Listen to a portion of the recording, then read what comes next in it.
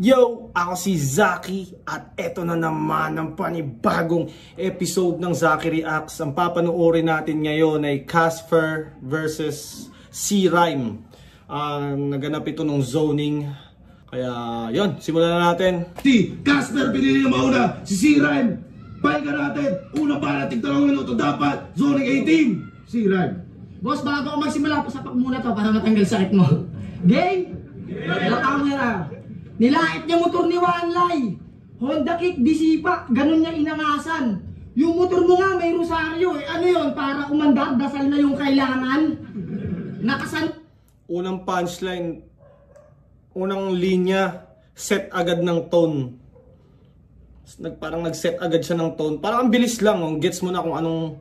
Gets mo yung topic niya. Kaya niyan kada umaga bago umalis. Tatayo yan sa... Nakasanayan yan kada umaga bago umalis.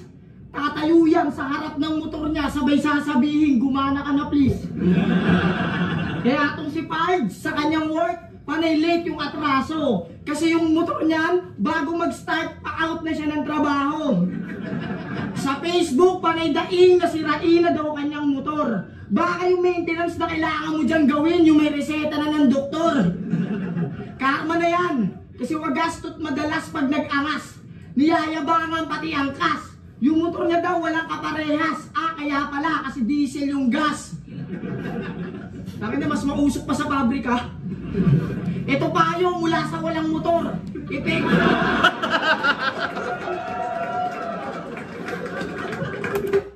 Minsan parang kagaya nito ni C-Rhyme, parang sobrang simple lang, diba? Set, unang punchline niya about sa motor, tapos motor.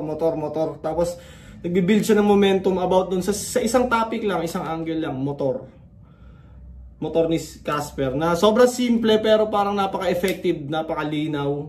Walang cheche-bureche pero entertaining. Ito pa kayo, mula sa walang motor, effective to, totoo. Pag pinagasan mo yung motor mong defective, samahan mo ng posporo. Tapos takpan mo yung mukha mo para di ka malungkot habang natutubok.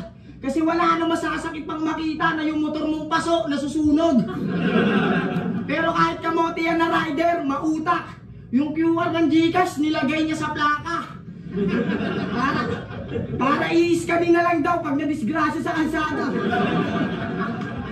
Takinang mindset yan, scammer na abuso. Gusto yung pera, papasok na lang, ayaw nang kakatok sa mga puso. Please.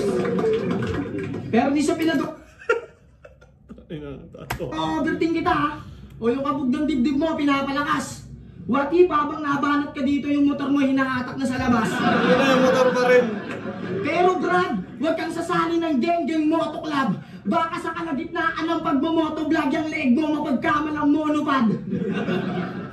Ikaw si Am, kasi kumpleto mo yung elements, wala ka ditong manuloko. Ang na rider, ano yan, yung araw sa noo mo, U-turn na logo? Kasi kaya na daw magpainit, magpalamig. Pwes sanay ako sa kahit anong pakiramdam, wala yung bisa. Tandaan mo, andito tayo sa lugar kung saan pabago-bago yung klima. Kasi nakapagtrabaho lang sa miniralan, kala niya waterbender na siya, galon. Inakokontrol mo lang naman yung tubig pag nagsasaling ka sa galon. Ikaw yung mas mukhang mahina, kahit ako yung mas payat sa atin. Kasi nakita kita kanina, yung galon, doon tumubuhatin. Kailan mo, bagong tuloy yan. Kaya niya daw kontrolin yung hangin. Sa mga tropa mo na tunay, lalabas kang sinungaling. Kasi nung sinakal ka ng papa ni Wanlay, naubusan ka ng hangin. Ano, Per? Real talk? Dito to? Sige, Per, deny. Habang sa gilid may kumakanta ng Having You Near Me si Casper, nauubusan na ng air supply. At ang dahilan... Sinakal daw si Casper ng papa ni Wanlay. Hindi ko alam yun ha. Sa pulutan nakitang nauumit siya. Tanggal kulit niya. Di daw masakit pero yung mukha niya noon kulay violet na.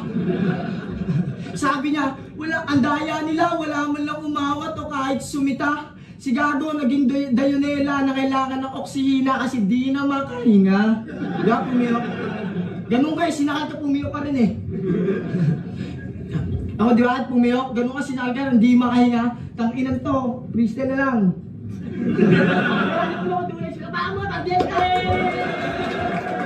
Di na makahinga. Sinakal ng walang bitaw, oh. Tas inangat parang basuka. Ano, igigit pa? Sobrang lakas ng pagkakasakal, yung fingerprint di pa rin nabubura sa leg niya. Kilala niyo yung ano, hinedlock? Siya yun. Yung sa Facebook nag-trending recently. Kauna-una ang rapper na sinakal, yan yung iiwan mo legacy. Legacy. Leeg, putang inan to, gago nga rin. Yung obligasyon niya sa flip-top, pinasa sa akin. Wes, wala nang tuksuyan na kumpulan na matatamo. Sa mga langit yung binabato ako na ang sasalo. Kaya naparito ako para sabihin na mas mahaba yung leg ko at mas magaling pa ako sa'yo. Kaya kung bit-bit mo yung corny na comedy, huwag ka umasa na manalo. Mapapahiya ka lang, gago. Inuna ko na yung motor mo, wala nang rason para sakyan ka pa ng tao. Binalik pa dun sa motor, no? Inaasar pa Yung sa part ng mga puro motor na ano, natripan ko yun. Tapos nung nag-transition na siya sa sinakal, pili ko okay naman yun. Hindi ko lang siya gets kasi nga hindi ko naman alam kung totoo ba yun, sinakal ba o si Casper o hindi. Parang hindi ko masyado siyang na-gets. motor ko. Kasi parang reference na sila lang nakakaalam. Parang ganun. Netong may namatay, get up. Alibasa, bumigay na yung motor mong kagaya mong kalansay setup. Tangin mo, puro kalig ha.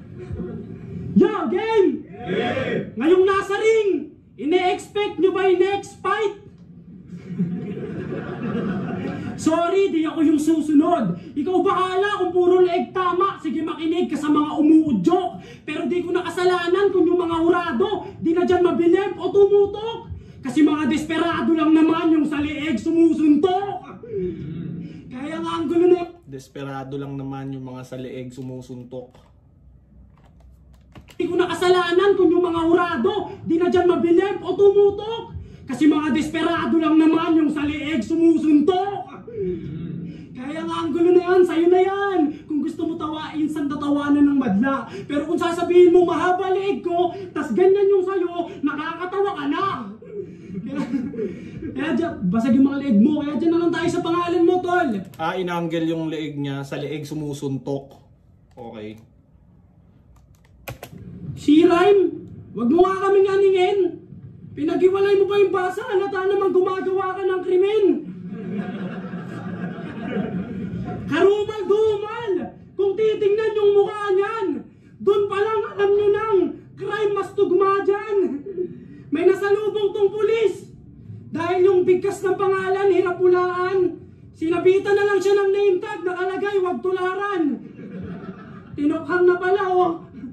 Pero gusto mo ayusin natin yan? Sige pare, standby. Raratatin ko ng carbine. Di nasisikatan pa ng araw. Siya'y madalian na na-outshine. Yan, ganap ka na nasirime na yung meron ka ng flatline. Tangin mo, pero mag-ingat daw kay Sirime kasi kahit payat, may dalang heavy bar. Di pwedeng magpa-petics par. Kung magaling ka talaga, ba't bagsak ka sa medical? Alam mo ba't ganyan kakapayat? Nung pinagbubuntis ka ng nanay mo, panay request ng barbecue, legit. Kaso imbis na sa barbecue, pinaglihi ka niya sa stick. Isang iri pa lang, lumabas ka na. Parang bumahingyang. Di na kailangan pang itodo, bro. Liit ng ulo, payat yung katawan. Dati ka bang posporo? Pero girls, may tanong lang ako. Ano gusto nyo? Pogi na mahirap o pangit na mayaman? Sakto si Sirime, pangit na wala lang. Pag Pangit na wala lang. Gagong puta. Wala. Pogi na mahirap o pangit na mayaman? Sakto si Sirime, pangit na wala lang. Pag pangit na, that healthy living na. Sa droga, dat iwas ka na, gago. Pangit na, naglalak pa ba nga? Doble tigas ng mukha mo. Kaya alang-alang dyan sa katawan mo na parang sanga at kapayatang malala, ay kitang-kitang ilang tira lang mamamatay ka na.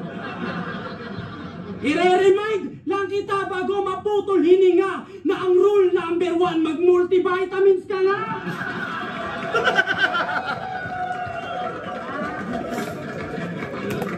number 1, mag-multivitamins ka nga. Oh, ikaw na uli ha. Oh, ikaw na uli. Dahan-dahan lang, baka bigla kang kumalas. Round na ni Siray, mag-ready na yung medic sa labas.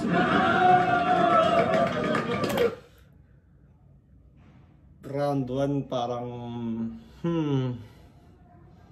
parang naungusan siya ni Casper sa round 1. Parang kay Casper kasi gitna papuntang ending yung maingay, yung malakas eh. Kay Siray yung simula, tas yung gitna para lumaylay ng konti, tas yung ender niya about dun sa motor, okay.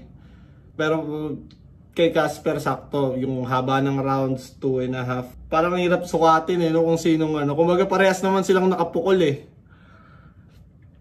Pero parang Casper sa round 1. Kayo, anong tingin nyo? Kasi malakas din yung kay Siray yung round 1 niya eh. Parang baliktad lang, parang yung kay Casper, yung intro niya yung medyo laylay, tas palakas siya ng palakas. Kay Siray naman, siya yung malakas sa simula, tas medyo lumaylay ng konti bago magtapos. Dahil na pinagtatanggol yung motor, mag-ready na daw yung medic sa labas. Putang ina, dito yung doktor. Game? Game! Moto sa Bicol 2022, nang babae ka raw. Diba? Sa mga tropa mo pa yan ang galing. Kahit mga kagrupo mo sa kasukat, yung magawa mo yon, hindi yung sukat akalain. Kinuwento mo pa sa mga tao na may babae kang nakama. Tendera pala yun sa bakery, pinagkalat mo pa sa masa. Tendera pala yun sa bakery, pinagkalat mo pa sa masa. Bakery, masa? Basta, nilamas-lamas mo yung monay. Ito, lakas na naman ang simula na 28 seconds, so, di ba? Parang ingay ng 28 seconds niya, parang engaging yung first 28 seconds ng round niya. Basta, nilamas-lamas mo yung monay. Ang sarap daw kahit meron ng anak.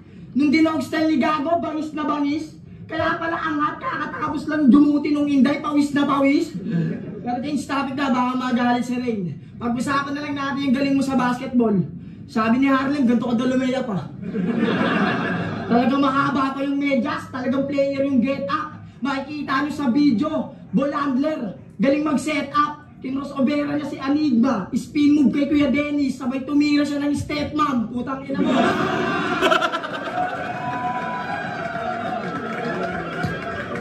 Akin na mo ha. Akin na mo ha. Galing ano, kumbaga yung first minute ni Siray sa second round niya, napaka buhay na buhay. Lumalanding yung mga punchline niya. Tsaka yung gusto ko kung paano siya maglatag ng topic. Parang sobrang simple. Lalatag niya lang yung na parang ginawa niya sa round 1, intro kagad niya about sa motor pack. Kumbaga may masusundan ka na kagad. Yung iba kasi parang ang gulo ng tema eh, parang walang direksyon yung round. Yun lang naman. May anak na yung pinandad mo sa Bicol! Alam mo yung issue lulusot? Sabog sa akin ang baho nyo ng tindero ng tinapay na amoy putok. Sa kalagitnaan ng kasiyahan. Bantay ng bakery. Nilamas-lamas niya, pinagkalat niya sa masa, nilamas-lamas niya yung monay. Tapos may putok. Kumaga related pa rin sa bread. Sa kalagitnaan ng kasiyahan, si Casper di na nasilayan, si Vicente nakutuban. Habang buong moto sa airsoft naglilibang, si Gago iba na pala yung pinuputukan. Tignan nyo, panchikboy mumisi, kaya yung Bicolana nawili. Pero di niya naisip, kaya siya napili, kasi yung titi niya, kasing liit na nasili. Pero nabisto din ni M-Site. Kanyang kalokohan di naglaon. Paalam, bibili lang ng pandesal alas 6 na nun ng hapon. Ito pa rin yung pandesal na naman, oh. Monay, putok, pandesal, tas yung masa. Huli kang bata ka ngayon, yari ka at deads. Walang takas tila, inabutan ka ng peds. Taga Cavite, na yung baker sinulot. Doon ko nga na-gets, na malasyanti ka nga at mot kasi binalibaligtad mo yung gumagawa ng breads. Natalo kayo sa final, si Sako sa napaaray. Parang ano ba tawag dun? Wordplay, reference. Parang, yun nga, ang ganda niya maglatag ng topic ba. Oh, bakery. May kinantot kang tindera ng bakery. Pug. Tapos, nilamas-lamas mo yung monay. Bakery, monay. Tapos, ay masa. Bakery, masa, monay. Na double meaning. Tapos, yung putok, double meaning din dun sa bread. Tapos, ito, breads na. Pwede pa nga cheese. Pwede rin spread. Pinagkalat, spread, di ba? Spread sa, ano, ang dami niya pang words na ano, pero ang ganda ng pagkakagawa niya. Nanood nga ako ng live nun para panalo. Panalo makita kung paano yung Pwede rin feeling na word, ipasok sa ano, feeling, palaman. Feeling na nararamdaman. Pwedeng laro-laruin sa ano na to. Tangay. Para sa akin, para sa inyo yun. Kasi grabe yung chemistry. Grabe yung chemistry. Talagang yung tandem nila sabay. Sobrang galing ng inyong tandem. Si Rain Dinospordos nyo ng sabay. Dating kay Espero, napunta kay Casper. Grabe palitan. Parang magkaibigan na nagiraman, wala nang balikan. Nung pinastok si Gago, Espero, totropahin. Rain, jojowain. Kung ako si Lord, tas tinanong ako kung Casper, sagot ko, kokohain. Kohain. Tangina si Espero, pinaikot, binilog para makuha yung tinuring niyang mundo. Tangina mo Espero, 20 plus ka na, naniniwala ka pa sa multo. Paano mo yun nagawa sa kaibigan na pag naglingkod, lahat sa... Na pag naglingkod para sa'yo, lahat tatablahin. Pag natalisod, kanyang palad aabutin. Pero ikaw, nasa likod ka lang palagi, yung pala para saksakin. Kay Pibus, panay pasaring. Para kay Arik, magpapansin. Parehas lang kayo kung iakambing. Kasi katulad ni Pibus tol, nang susulot ka rin. Kasi yung PSP, nang susulot para sa pera, sa linyang yan, yun na yung naging ano, reputation ng PSP. Parang nang susulot ng match up. Kay nahuli, PSP ka rin nang susulot para sa puke. Kaya para sa babae, mananabla ng tropa, alam na nila yan. Kaya bilang multotol, kahit kahihiyan, magparamdam ka naman. Pag ako lumapag, pumapalag, walang kinakatakutan. Makikita yung multo naman ng mahahabag at kikilabutan. Ganun yun. Yes, ganun yun. Tangina na itong rapper, Butan, ganun. Walang kinakatakutan. Makikita yung multo naman ng mahahabag at kikilabutan. Ganun yun. Yes, ganun yun. Tangina na itong rapper. Multo naman ng kikilabutan. Tawag ka ng asawa mo, may dala ng hanger. Binitay ka nung kasya ka dun eh. What happens here, Ryan? Vampire, right? Vampire, right? Yes, vampire yan. Serious talaga. Unang trabaho niyang minahal. Kaso yung pangil niya, si Pibus gumawa. Kaya 1 taon lang tinagal. Nung nakatoka ka noon sa mga LGBT, biktima mo sila Sir Deo MP3. At kung ba't niya pinawala, sa katangahan nga par. Sabi ko, magat ka ng bakla, ang kinagat mo bakal. Ano yan, narak? Pero sige, ano ba pwede mo sa akin ngayon na maiyabang ha? Sa labas na itong liga, ilang kampiyon ang naiatang na. Sapat na ba yung bilang para masabihang matinding kalaban ka? Malamang manghina yung vampira ngayong pinapasikatan na. Speaking of vampira, sinabihan niya si Supremo na at yung ano na sipsip. Kasi kasama si boss sa profile. Di ba ang tindi? Malaman-laman ko nagpatatuan ng flip-top sa... Putang inang ingay ng mga aso! Hindi! Baka ma-regular ka na niya. Yan yung tunay na sipsip, tangnang to. Lakas mo mahiya pero ikaw di nahiya sa balat mo. Kaya tingnan nyo, minsan nagsishort na lang yan eh. Di nasuot yung hip-hop nila pants para si Arik ay matouch yung flip-top pinatouch.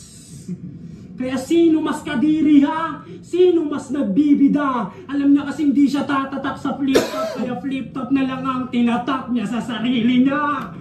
Tangin mo kaya bitter, sabi niyo, di si Katano mula ka sa Las Piñas. Alam ko, tinalo ko na yun eh.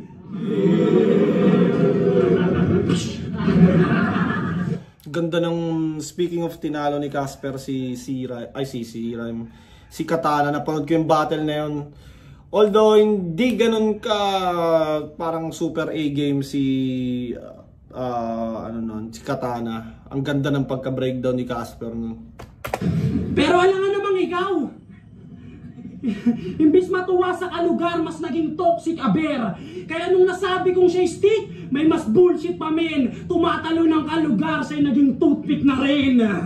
Bakit? Ba't kung hindi siya ikaw, sino ba sa inyo masikat? Gusto agad maghari, wala pang ang kilalang natalot na sila. Walang tumatak na linya, walang barang pambaon at kalidad. Umaastang may throne, itong wala pang ang na-throne na mabigat.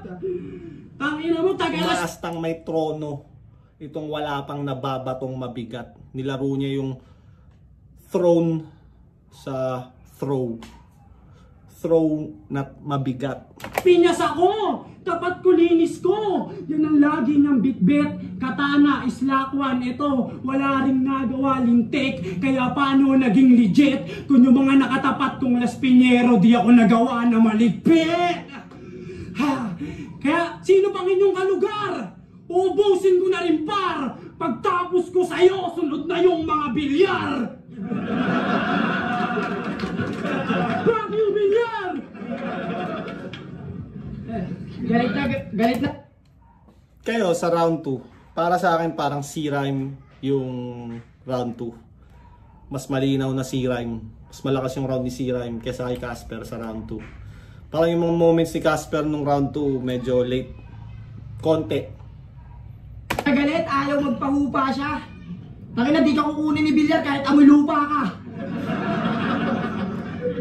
Game? Game! Sa di nakakaalam, PSP muna to bago siya mag 1 minute. Pero si Casper nag-init kasi si Pibus sa battle di siya nasingit. Pinag-tryouts ka lang tapos di ka pinasalang. Eh di grabe luha mo. Okay lang yan par, kahit papano yung sa tryouts yung out na kuha mo. Iyak parang batang inagawan tapos tinawanan. Kaya pa na-call out na lang sa PSP kasi yung PSP hindi siya tinawagan. Si Shernan walang paninindigan. Talagang ano din eh. Parang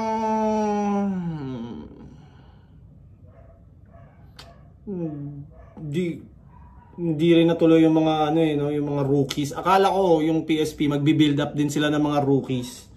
Tapos parang hindi ko alam ba't di in-upload mga laban nila eh. Parang PSP, yung gante kasi di ka na market. Kaya may ari na lang ng gym yung pinagbuhatan mo ng galit. Paano kung natanggap ka ron, tas dito hindi, eh di ganito mangyayari.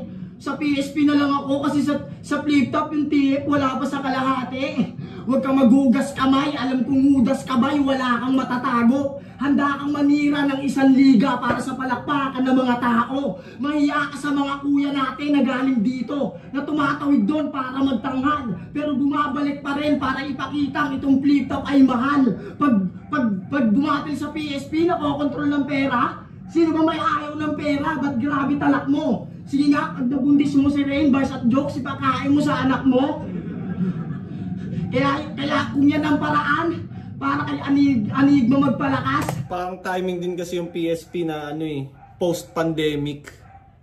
Pagkakaalam ko, parang kakatapos lang ng pandemic ata nun. Or 1 taon pa lang. Kaya parang, yun, lahat, ang dami nangangailangan. Kaya pati yung mga big names ay nakuha doon. Mali yan. Ito ebidensya na klaro. Si Kairon nga, tinatarantado si Boss Liam, pero minamahal niya palalo. Dapat sa'yo, Boss Liam, I love you. Dapat sa'yo inuuga para magising kang tanga ka at malaman mong isa ka na rin sa naapektuhan ni Akata. Yung PSP, patapon kasi bulok sistema gaya lang sa nauna. Basura rin, hindi ka nga lang nakuha. Pati si Ensight, di pinalagpas. Kinokontrol daw yung bracket para si Katana hindi mayari. Kontrolin talaga nun yung tournament, natural siya yung may-ari. Tangang puta. Natural siya yung may-ari. Kinagat niya kanyang amo para sa hangad niya na panalo. Para mag-step up sa torneo, digdidad ng motos binaba mo. Kahit kabulaanan ilalahad para sa malayo niyang mararating, para sa mga tao bumakat pati amo sa sakmalin. Wala kang utang na loob, yan yung gusto kong palabasin. Ibagutom ng taga-motos kasi kahit nagpapakain sa kanila, kaya nilang agatin. Sino daw magtsatsagang bumatil sa liga namin? Sagot ko, ikaw. Tangin na, nasa pulo na rin, oh. Congrats, panalo ka din ha, kasi solid mga bitaw. Kasi solid mga bitaw. Sabi nyo, dinamay niya si Shernan, kasi dinamay niya si Shernan, sabay sorry, bate lang sana patawarin, para hindi siya ipasok sa VIP room, siya na lang pumasok sa liga namin. Pero para di napahabain, tinira si Pibu, Shernan, M-Site, tangin ng cravings yan, siraan mga presidente ng liga. Kaya ingat ka tulala, Kuya Reyan, at lalong-lalo ka na Enigma. Labas yung bako mo sa flip-top. Simple lang yung angle pero kaya kong wasakin. Di mo na kayang mag-introduce yourself. Kilala ka na namin. Kilala ka na namin. Tangin ang pangit ng yung angil. Galit na galit kay Pibus kasi tinanggalan siya ng bangil. Round 3 game? Motos versus Pulo na naman. Boss, pahama ka minsan. Talagang di ka titigil hanggat di ba ako nasasabak ni Shernan. Gusto mo to, boss? Yung issue lumala. Shernan, nandiyan ka? Pa-picture mamaya. Tangina, salamat ka nga, bias si boss eh. Napanood yung Enigma Machine.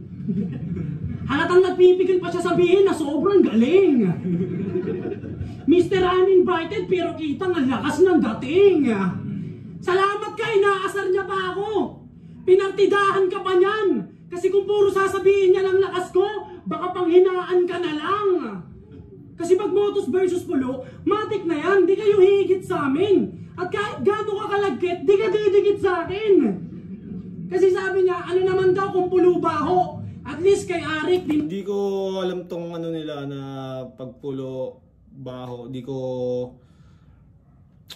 ko masyadong nasubaybayan yung issues ng tong Motos at Pulo, pero alam ko hindi okay si M-Zite at si Shernan. Siguro dahil doon nadala na rin yung mga MCs. Parang nagkaroon na rin ng rivalry yung dalawang liga. nagpapabango ng pangalan. Aminado ka rin eh, no? Tinanggap niyang malugod.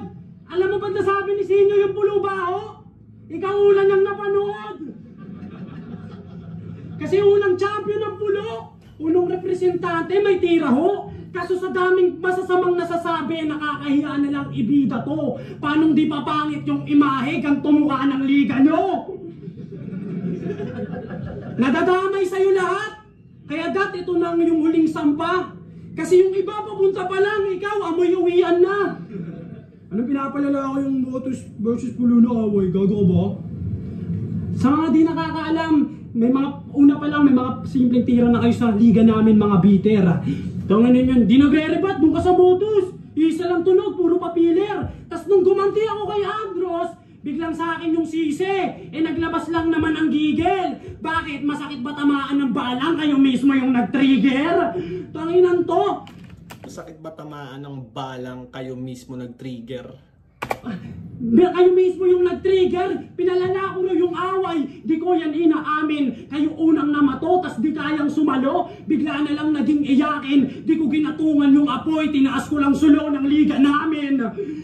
Sa katunayan, di ba sabi mo, 2 weeks ago bumatil pa ako sa Pulo. Nanood ka nung live.